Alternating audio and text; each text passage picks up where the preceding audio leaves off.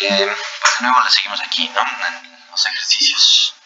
Este ejercicio me gustó mucho porque habla de funciones continuas y no solo no diferenciables, no son tan bonitas, ¿no? Bueno, ¿qué dice este problema?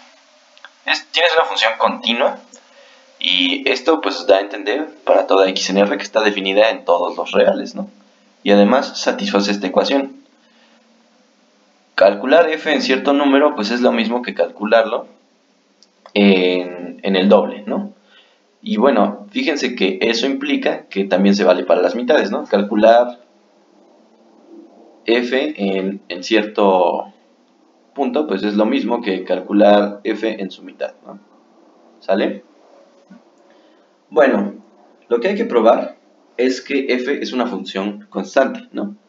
Y bueno, esto pues, bueno, yo lo hice así.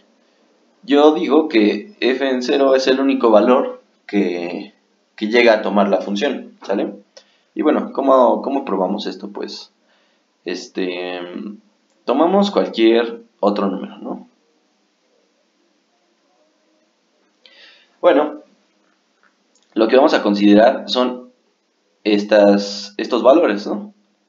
Pues sí, f de x, pero también f de x entre 2, f de x entre 2 entre 2, que es f de x en un cuarto, x cuartos, etcétera, ¿no?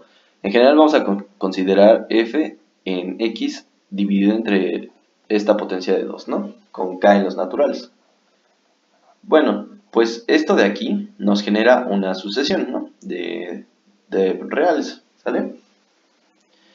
Y pues ¿qué onda?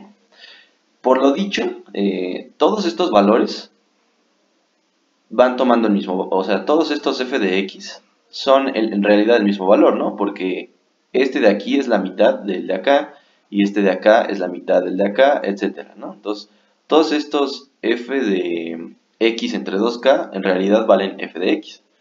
O sea, eso es palabrería, pero si quieren una prueba formal, pues se puede hacer muy fácil por inducción, ¿sale? Entonces, tenemos que todos estos valores son en realidad el mismo, ¿no? Pero bueno, esta sucesión tiende a 0, ¿no?